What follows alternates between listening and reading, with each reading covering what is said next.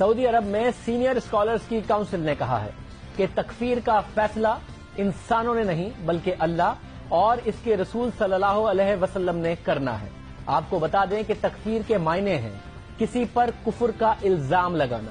کسی کو کافر قرار دینا، اور یہ اہم اور انتہائی نازک معاملہ ہے جس کا اختیار صرف اور صرف اللہ اور اس کے رسول کو ہے، جس بات کو سعودی سینئر اسکالرز کی کونسل نے اپنے بیان میں واضح کیا ہے اور کہا ہے کہ قرآن و سنت سے تکفیر کے لیے واضح شواہد کی ضرورت ہے۔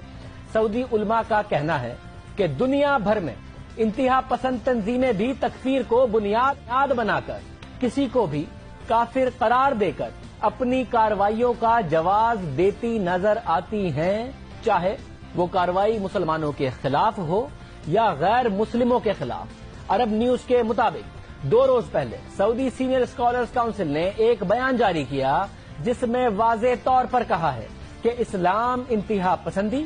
اور دہشت گردی کو مسترد کرتا ہے اور اس کی اسلام میں کوئی گنجائش نہیں۔ سعودی عرب کی سینئر اسکالرز کونسل کے مطابق تکفیر ایک سنجیدہ موضوع ہے کیونکہ اس سے قتل و عام کو جواز مل جائے گا اور شادیاں اور وراثت رک جائے گی۔ سینئر اسکالرز کی کونسل کے مطابق حکمرانوں اور حکومت کو اسلام سے باہر قرار دینا زیادہ خطرناک ہے کہ آپ حکومت کو یا حکمراں کو ہی اسلام سے باہر قرار دے دیں، اسی پر تکفیر نافذ کر دیں، کیونکہ علماء کے مطابق اس سے تشدد، ہتھیاروں کے استعمال، افراتفری، قتل عام اور بدعنوانی بڑھے گی۔ کونسل آف سینئر اسکالرز سعودی عرب کی سرکاری طور پر فتوے کی اتھارٹی ہے اور یہ بیان آنا اہم ہے کہ سعودی عرب کے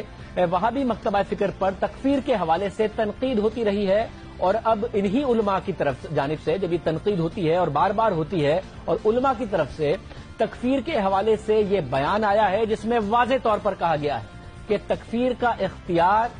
کسی شخص کو نہیں، کسی ایک دھڑے کو نہیں، کسی کو نہیں، صرف اللہ اور اس کے رسول کو ہے۔